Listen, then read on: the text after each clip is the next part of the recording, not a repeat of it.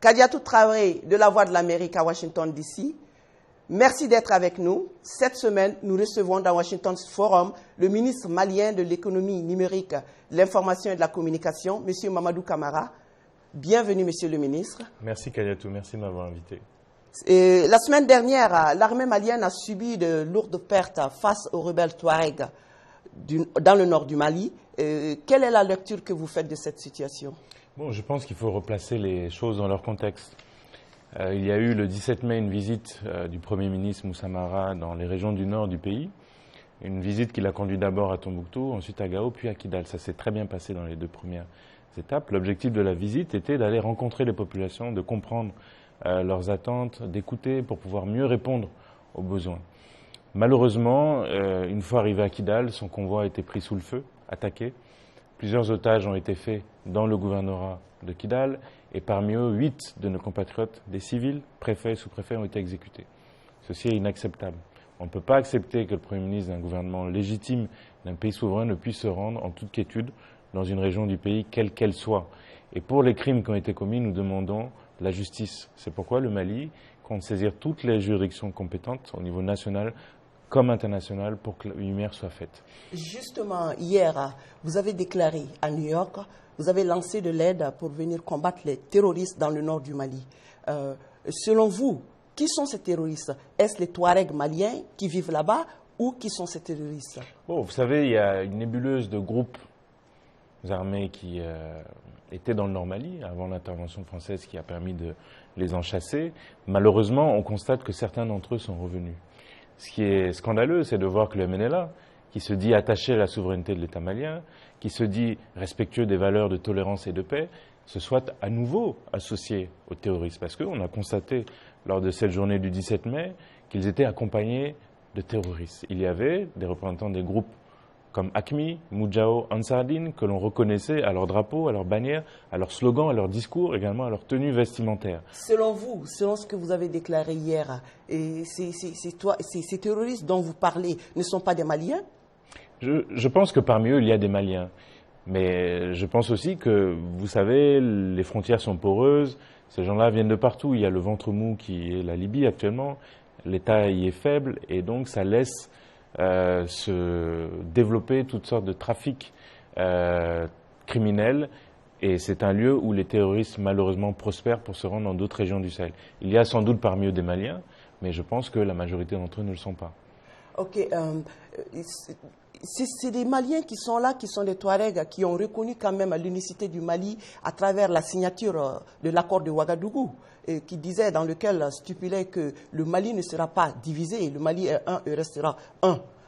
Selon vous, quel rôle vous pouvez donner, ou qu'est-ce que ces gens, quels seront leurs rôles dans la réconciliation du Mali? Bon, je pense qu'il y a effectivement eu des accords qui ont été signés entre l'État malien et les groupes armés, signés en juin 2013. Nous avons hérité cet accord-là que nous avons commencé d'appliquer. Il est regrettable que les groupes armés signataires de cet accord n'aient pas appliqué. Dans cet accord, il est prévu le cantonnement, il est prévu le désarmement. On constate qu'au jour d'aujourd'hui, le MNLA et les autres groupes armés n'ont pas effectué cela. Cela dit, je voudrais préciser, vous parlez de Touareg, il faut être très précis sur cette chose-là. Le MNLA ne constitue qu'une minorité. L'entière majorité, la grande majorité du peuple Touareg est pacifiste. Soit c'est des Touaregs, mais ces Touaregs sont des Maliens. Vous le reconnaissez quand même que ce sont des Maliens et qu'ils ont vraiment un rôle important à jouer en tant que Maliens dans la reconstruction de cette paix. Je pense que toutes les composantes communautaires du Mali ont droit de cité au Mali. Il y a eu cet irrédentisme Touareg, c'est vrai, mais encore une fois, ceux qui prennent les armes contre la République au sein de la communauté Touareg sont minoritaires, ultra minoritaires. La majorité, l'écrasante majorité du peuple Touareg est pacifiste, pro-républicain et ne demande qu'à vivre en paix dans le développement au sein de la République du Mali.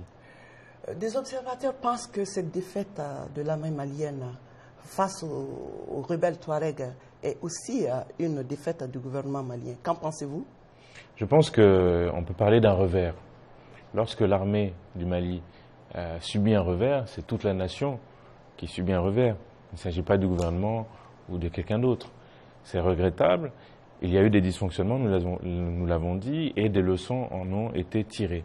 Maintenant, moi je tiens avant tout à saluer le courage de nos soldats, qui font un travail difficile, dans des conditions difficiles, avec des équipements qui ne sont pas toujours à hauteur de souhait.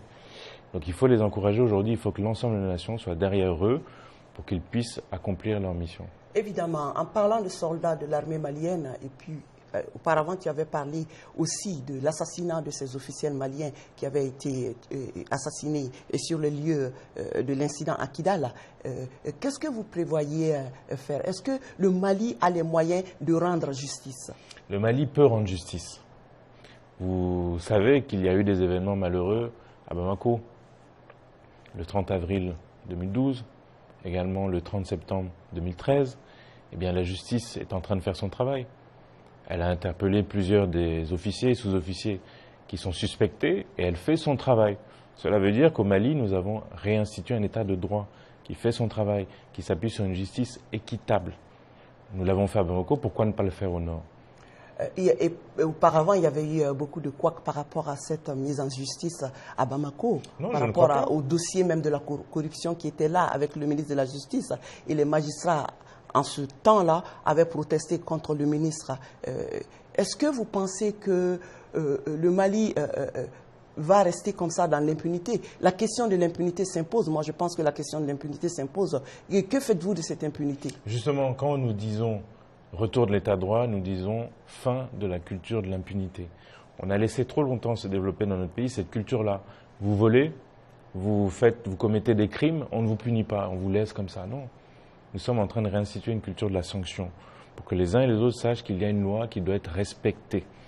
Donc c'est ce qui a été fait, mais c'est un travail de longue haleine. Ça n'est pas en 8 mois que l'on peut réinstituer un état de droit partout sur le territoire, mais parce qu'il faut surtout travailler les mentalités.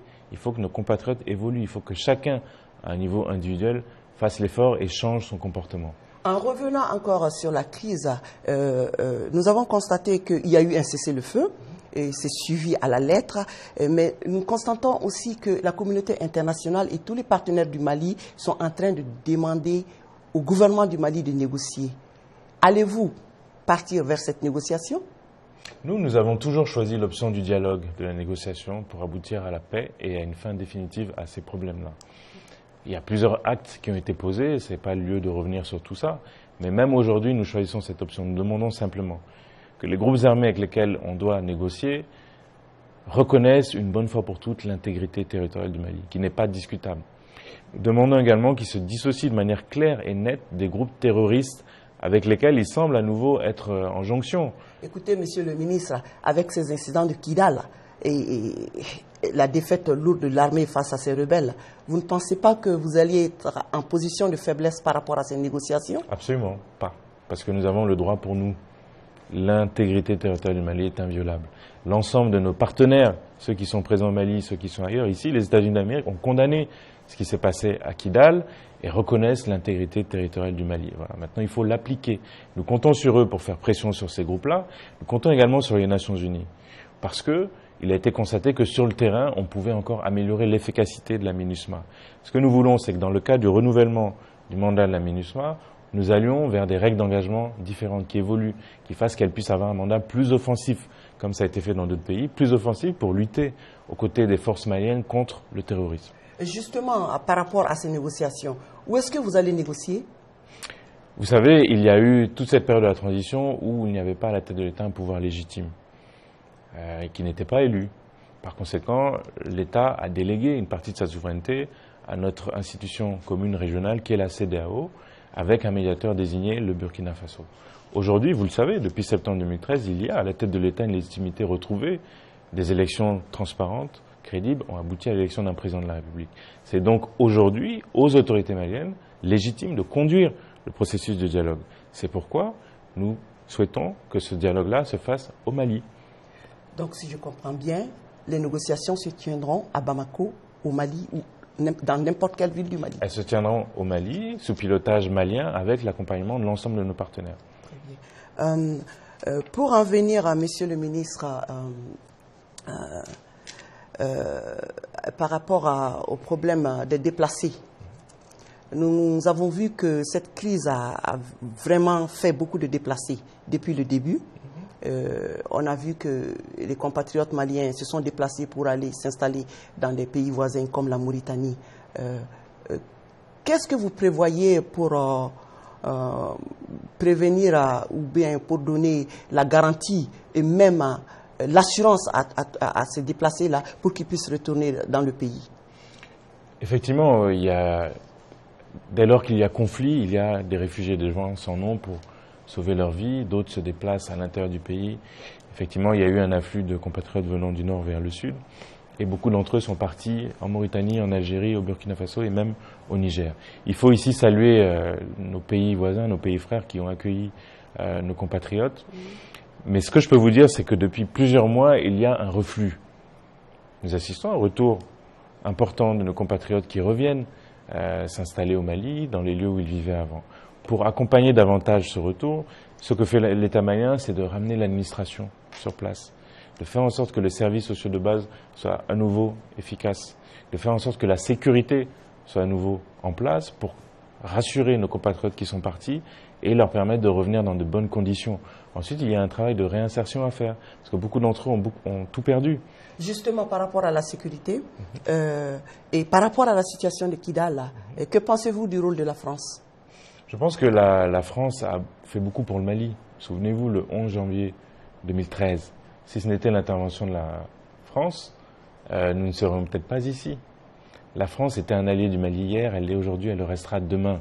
Maintenant, dès lors qu'il y a eu des dysfonctionnements dans la manière où nous aurions souhaité qu'un accompagnement différent de la France au moment des événements de Kidal, nous avons échangé avec notre partenaire français pour que les choses évoluent. Je pense que nous sommes compris. La France reste au Mali, Serval est basé à Gao. Ils ont repoussé le redéploiement de leurs troupes en dehors du Mali pour rester aux côtés de l'armée malienne et nous aider à affronter le terrorisme. Vous êtes à Washington pour donner l'information sur les incidents de Kidal, rencontrer les autorités américaines et puis la communauté malienne. Est-ce que vous avez pu faire des échanges en la matière? Oui, bien sûr. Je rappelle le contexte de la mission. Elle a été décidée par le chef de l'État et le Premier ministre.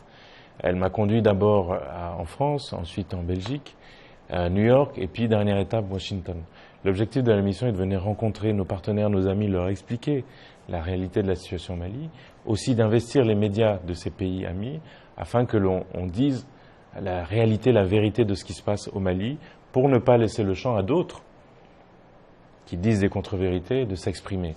Enfin, l'objectif de cette mission est également de rencontrer nos compatriotes qui vivent à l'étranger, notre diaspora, sur laquelle le Mali compte beaucoup, pour qu'elle aussi puisse savoir la réalité de la situation et être, pour chacun d'entre eux, les ambassadeurs du Mali. Avez-vous un dernier message à dire aux auditeurs de Washington Forum? Oui, non, je voudrais, encore une fois, appeler les uns et les autres à la responsabilité. Ce qui se passe au Mali est difficile pour nous tous. Nous le vivons dans notre chair. Mais il faut qu'on sache raison garder. Il faut que les uns et les autres puissent se dire, le plus important, c'est que l'on aboutisse rapidement à un accord de paix. Il ne faut pas stigmatiser nos amis, nos alliés qui sont la MINUSMA ou la France. Il ne faut pas stigmatiser les Maliens qui ont la peau claire en les assimilant au MNLA. Le MNLA, ça n'est qu'une minorité. La majorité des Maliens sont pacifistes et veulent la paix. Voilà le message que je voulais passer. Je vous remercie encore, Kadiatou, de m'avoir invité. Je vous remercie, Monsieur le ministre, et bon séjour à Washington DC. Merci.